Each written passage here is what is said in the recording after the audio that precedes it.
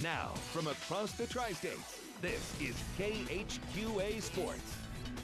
And tipped up the evening, everybody, and welcome to Sports Final on this Dogwood weekend. Plenty to cover tonight, including all kinds of goodies on numerous different fronts. But we're going to start tonight with some news from what might be the most intimidating of all high school sports. You know, the margin for error in pole vaulting is virtually non-existent. And should something go wrong in the air, you're essentially left falling out of a second-story window. Well, it was right about this time last spring that something did indeed go horribly wrong for Louisiana's R.J. Branham. Well, I was on my way to sectionals, and I got 10-6 at districts, and first day of sectionals practice, I was going up at 12 foot, and my pole stalled out, and I didn't know what to do. It was my first time, and I fell all the way from 12 foot and hit my hip on the concrete and broke it. The memory of that chilling injury and the excruciating pain that accompanied it is something R.J. Branham will never fully shake. Haunting as it was, and in full disclosure continues to be, his passion here somehow still overrides the fear. I mean, I'm still nervous about it. Like, every day I think about it when I'm about to run at that mat. It's just, I don't know really what to think. I still do it. I love it, so I'm going to keep doing it. People say, like, man, it must be crazy. Last year you got hurt, and why are you still doing this? But when you love something as much as I do, I just keep doing it until I get better. How quickly after the accident was it you decided you were coming back out here and you wanted to do this? Right when it happened, I was still ready to get back out there. You guys know there's danger involved. I mean, I think all pole vaulters do. You still do it. I mean, it's a mentality and a mindset, I would think. Yeah, I mean, you're risking your life pretty much just running at a mat with a pole. I mean, you don't think you're going to do much, but it's awesome the way it feels when you're bending that pole. It makes you love it. I love it. Let's do some track and field since we're in that vein. Mark Twain, Becky Thatcher relays. Lots of revenge tonight. Manning Plater won at the Quincy High Invitational out of Rushville Industry. 171 feet with his throw of the disc. He's darn good. Duel tonight worthy of Charleston or Jefferson City. How about Dylan Powell from Hannibal trying to get in this thing as well? Division I football prospect, can throw the disc, can throw the shot a little bit. But Blaze Murphin, who lost to Manning Plater earlier this week out of Illini West, man, he's good. Going to Dubuque next year to throw. Can he do it? 176.7 was your winner. Gives him the championship. Speaking of revenge, we had more of it today. 100-meter hurdles at the Quincy High Invitational. Maggie Schutte of Quincy High beat Taya Burse of Hannibal today. Taya Burse doing it and getting a revenge back to win the championship of her event. Good for Miss Burse. Good back-and-forth rivalry brewing between those two young ladies. How about the boys 100-meter? It was a fast race. So fast, in fact, the first meet featured this guy, Adam Holt. The first heat, I should say, featured Adam Holt. He wasn't fast enough to get into the second heat. That would be won by the pride of Illini West. Middle of your screen, about to blow everyone away, Mr. Jacob Scholl getting it done. Defending state champion in the 200-meter, man, is he quick. Blew away the field in this one. Let's move to the girls' disc in this one. How about Tori Tyler of Quincy High School? Kind of showing out in this one for a second-place finish for her. She'd have a throw here of 129.3. Good for second place. Her teammate, Ariana Benjamin, going to step up and get into the squared circle, if you will, in this one and throw one right here. 105.9, not having her best day, but third place on the day was good enough for her. The story in this game, again, the Illini West throwers. And this time it's Megan McElroy. She's awfully darn good. Throw here of 123.4. That is a monster throw on the girls' side. Very, very competitive. She should be in the state meet coming up a little bit later this month. Good stuff for her as she gets the win there. How about the boys' shot put? Our buddy Gabe Meganson, future Fighting Illini offensive lineman, starting things off with a throw here of 44 feet to kind of set the tone.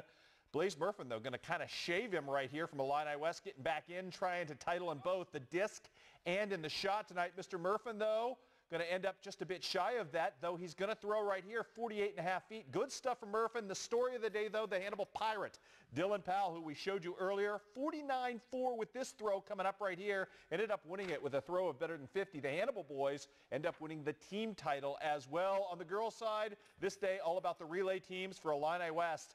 They set a new record in the 4x4. This is the 4x1. They're going to win that going away as well, as the Illini West girls were just absolutely cooking. 94 points for them as Illini West on the girls' side wins the team title there as well. Now on the baseball diamond this afternoon, it was Division Championship Day in the WIVC North in Griggsville. Both the host Tornadoes and visiting Triopia Trojans came into the day with just one loss in their division records, which meant it was winner take all. That would seem to favor Triopia going in, as Rich Thompson's team won the earlier meeting between these two teams this season, and Rich Thompson's team jumped out to an early 1-0 lead on a botched pickle play, but Skylar Miller got things going pitching-wise a little bit better. Then 1-0 Triopia, still bottom of the third, 2 on, none out for Jordan DeHart. DeHart hit what he wants. Bump, bump, bump, bump. That's my Selena Gomez. Awful. Great stop there by Cole Covington at third to deny him runs, but Skylar Miller going to step in, help his own cause right there. Not going to be deterred. Tie this thing up at 1 apiece. And that is Riley Bradshaw. Riley Bradshaw with a man aboard, 2 out in the third inning, still at 1 apiece. The only senior on Griggsville Perry without a home run until now. 3-run bomb, the difference in the ball game as Griggsville Perry. Look at him cheesing there. Griggsville Perry gets the win in this one. Final count 6-2 in the WIVC North title. Congratulations to them. On the scoreboard today, Kennedy Gooding showing out for Illini West. Got the win on the hill. Home run, 5 ribbies as Illini West blows past Rushville Industry 13-3. Central wins by a run over West Hancock. Taylor Hyman, another big day there. Beardstown, too much for Porta. And it was Brown County riding the Jake Laughlin experience to beat Liberty 5-2 your final. Thriller tonight in America's hometown between Palmyra and Hannibal. 3-3 in the 5th. How about some defense from the visiting Palmyra Panthers? Tyler Dameron, sharp behind the plate, showing off the cannon shot to third right there as A.J. O'Brien applies the tag. Later, Drew Begley in relief.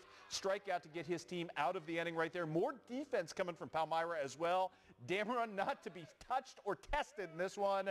Another gunner right there to Logan Scholl this time for the out as well. Extra innings we go. Still tied up. Palmyra trying to rally. Aaron Stone with the triple right here. Putting it deep. Stone playing well off the bag as well after he advances to third base in this one. And when the ball kind of gets away, that's going to be the difference in the ball game coming up right here. Mr. Stone going to score what would be the eventual game winner in extra innings. And that, my friends, the difference. Palmyra gets the win on the road over Hannibal. 4-3 was your final on this ball game. Elsewhere today, Clopton, coming off its first loss of the season, rides the freshman Blake Kendall to a win today over Louisiana. 7-6 to bounce back. I believe Clopton now 12-1 on the season. Scotland County roaring again, beating arch rival Knox in straight games. Grant Campbell in the second game, complete game 4-hitter. Pretty good game as well from Kyler Berkheiser in the first game with 3 ribbies to help his team to a victory. And it was Monroe City beating Mark Twain by the final count of 5-1. Soccer tonight, Soccer Civil War in tournament action. Quincy High Q&D. First time they met, the Soccer Civil War, a scoreless draw. This night, again, about the goalies, Julie Raby, and the defenses for Q&D. More Julie Raby right here for Q&D in net. Wow. It was the closest we had to scoring all night. She knocks it away, gets a little help as well. Anna Stock, equally good in goal for Quincy High School. Her backline good as well. Again, for the second time this season, scoreless draw. We've played 160 minutes, actually more than that because we played overtime the first time around. Nothing doing. These two teams end up scoreless. More tournament action coming up tomorrow in overtime. Softball today, Illini West riding the Josie Finch experience to a big win over Rushville Industry. Q&D with a pair of wins today. Ariel Gengenbacher with a home run in the first game. Peyton Oden with a couple of big hits in the second game as Q&D sweeps past Alton Marquette and PND. And the Quincy High tennis team knocks off Jerseyville to open up the Southern Illinois duels at Edwardsville today. Final count in that one sees them win 5-0. Also, baseball season, college-wise, Culver-Stockton season comes to an end at the hands of Benedictine. Hannibal and Grange's season comes to an end at the hands of Lindenwood-Belleville. John Wood's softball season comes to an end at the hands of Heartland today in tournament play. Truman State's still alive, though, in the GLVC. The Pride of Clopton, Kelsey Dorsey leading her team to a victory today with a marvelous pitching performance in the first game. Double elimination, remember. Second game, though, Truman State falls for the first time. 6-4, they'll go in tomorrow with a 1-1 record, one loss away from elimination. Also want to pass along another softball score of note. Columbia College is your AMC softball champion. I mentioned that because Carly Spalding, freshman from Monroe City, has been unreal. She had a home run again today. Columbia College going to the national tournament. Congratulations to Monroe City's finest, Carly Spalding. Solo shot in that ball game.